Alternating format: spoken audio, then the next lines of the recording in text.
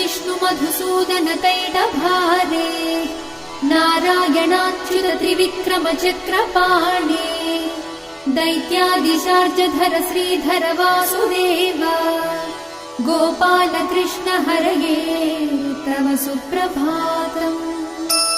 श्री रुक्मिणी सभवनास हरे मुरारे राधेश गोपसि स्वरूप भृगादि वन्द्या श्रीद्वारकाश्रय विकुण्ठपते भुवनैकमूर्ते गोपाल देव हरये तव सुप्रभातम्।